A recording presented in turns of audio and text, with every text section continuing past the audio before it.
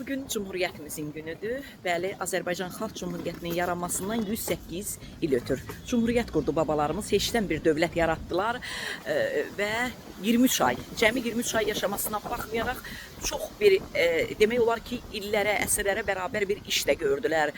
Azərbaycanın, demək olar ki, Gəncədə yerləşən, Gəncədə məskunlaşan cumhuriyyətçilər Bakıya gəlməyi bacardılar. Təbii ki, Bakıya gəliş onlar sadəcə sənədləri, papkaları götürüb Bakıya gəlmədilər. Çox böyük bir siyasətlə, çox böyük bir uğurla Bakını erməni daşnaqlardan təmizləyə bildilər və sözsüz ki, burada Türkiyə Cumhuriyyətinin, Nuru Paşanın xüsusi burada xidmətləri də var idi. Qafqaz İslam ordusundan birgə onlar Bakını işğalçılardan təmizlədilər və Cumhuriyyətimizin banisi, Cumhuriyyətimizi quranlar paytaxtı Bakıya köçürdülər.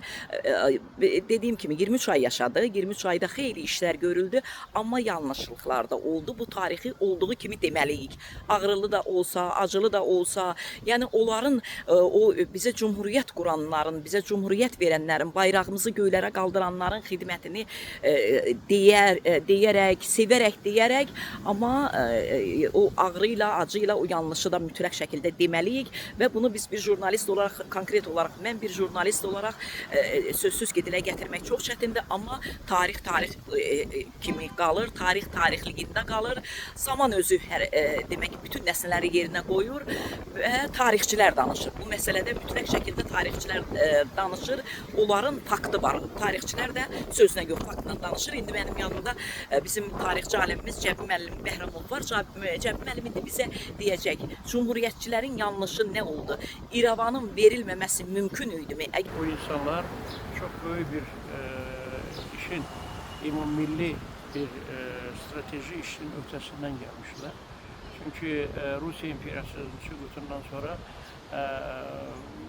vaktiyle 1828 yılda artık Cənubi Qafqazı tam işgal eden Rusya İmparatorluğu'nun süqutundan sonra yaranmış vəziyyətdən çox əlverişli şəraitdə istifadə edib Cumhuriyyətin yaranmasını elan ettiler. Bu baş verib 108 yıl bundan evvel, yani 1918 yıl May ayının 28'inde. Ama onunla beraber tabii ki bu insanların böyük əsəriyyəti vaxtilə Rusiya İmperiyasının müxtəlif universitetlərində təhsil olan şəxsiyyətləridir.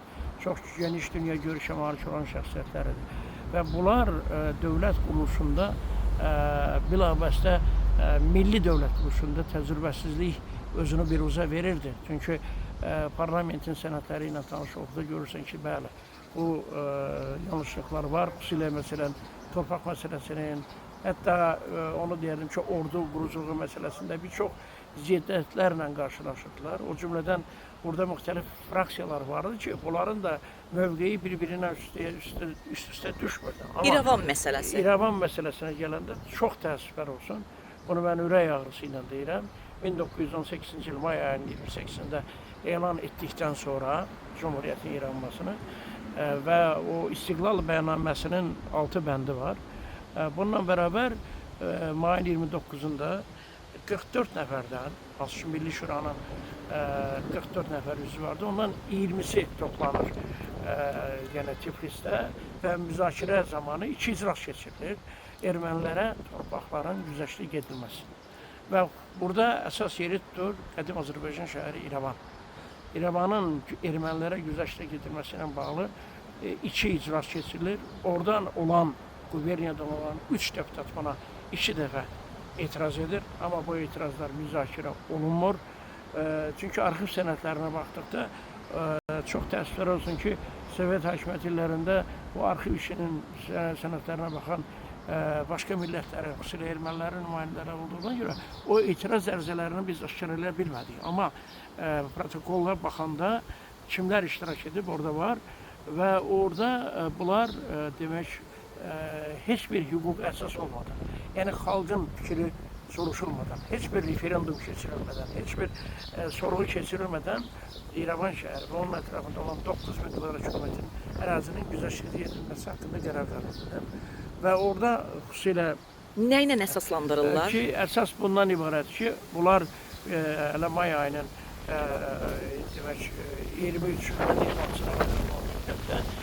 11 nəfər Milli Şura Məclisindən 2 nəfər də İstanbuldan gəlir. Əlibəy Hüseynzadə və Əlibəy Qulub. Bunlar məktubu imzalayırlar. Məktub nədən ibarətdir? Bu Tələtbaşı və Ənvər Paşanın adına ünvanlanan məktubda orada yazılır ki, əgər biz bunlara torpaq güzəşsə getməsək, onlar bizi qıracaqlar.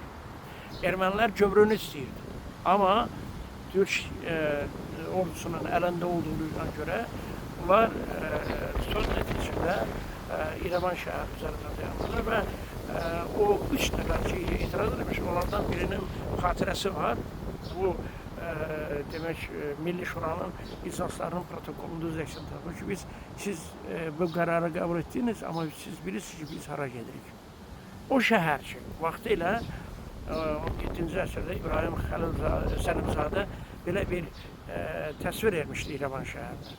İran və Turan, Şirvan və Naxçıvan, mülki Azərbaycanın gözü, abrı, həyası, ləyaqəti İrəvan. Bax, bu şəhərin güzəşt edilməsi bağışlanılmaz bir addımdır.